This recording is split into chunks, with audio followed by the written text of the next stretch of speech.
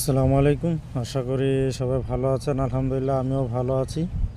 তো অনেকেই জিজ্ঞেস করেন যে ভাই ফ্রি ভিসায় আসলে সৌদিতে কেমন কি ইনকাম করা যায়। আসলে ভাই ফ্রি ভিসায় আপনি সৌদি আরব আসাটা অনেক সহজ, কিন্তু এখানে আসার পর থেকে আপনার কন্টিনিউ 5 থেকে 6 মাস আপনার জন্য এত পরিমাণ একটা কষ্টের কারণ হয়ে দাঁড়াবে। কারণ হচ্ছে কি, আপনি যখন ফ্রি ভিসায় আসবেন, আসার পরে আপনার আকামার জন্য টাকা জমা দেওয়া হবে। আকামা 10 দিনও হতে পারে, 20 দিনও হতে পারে, অথবা 1 মাসও লাগতে পারে, এটা আসলে গ্যারান্টি নেই।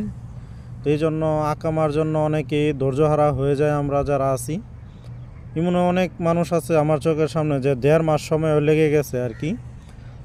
ধরেন আপনি 1 মাসে আপনার আকামা হাতে পেতে সময় লেগে যাওয়ার পরে দেখা গেছে আবার এই আকামা হয়ে গেছে। এখন আপনার কাজ তো আর আপনার জন্য এখানে কেউ রেডি করে রাখে নাই। যদি আপনি দেখা গেছে কাজ শিখা থাকে, যেমন ওয়েল্ডিংয়ের কাজ, অথবা 5 ফিটারের কাজ, বা ফেব্রিকেটারের কাজ, অথবা প্রিন্টারের যে কাজগুলো আছে, এই কাজগুলো যদি আপনি শিখে থাকেন বা জানা থাকে, তাহলে আপনার জন্য কাজ করার সুবিধা।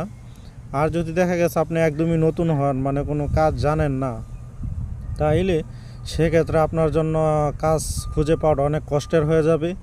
প্রত্যেক দিন সকালবেলা বেরিয়ে যেতে হবে আপনাকে কাজ খোঁজার জন্য। এভাবে হয়তো বা 1 সপ্তাহ লাগতে পারে, 2 সপ্তাহ লাগতে পারে, বা এর চাইতে বেশি সময় আপনার লাগতে পারে আর কি কাজ খুঁজে বের করার জন্য।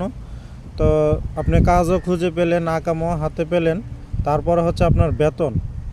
এখন আপনি 10 টাকা ঘন্টা এক জায়গায় কাজে গেছেন, কাজে যাওয়ার পরে ওইখানে আপনার কমসে কম আপনার 2 মাস 20 দিন পর আপনার স্যালারি রানিং হবে। 2 মাস 20 দিন পর যখন আপনার স্যালারি রানিং হবে, 2 মাস 20 দিন কাজ করার পরে কিন্তু আপনি একটা স্যালারি হাতে পাবেন। তাও আপনার 2 মাস 20 দিন বলতে আপনার 3 মাসও লেগে যেতে পারে।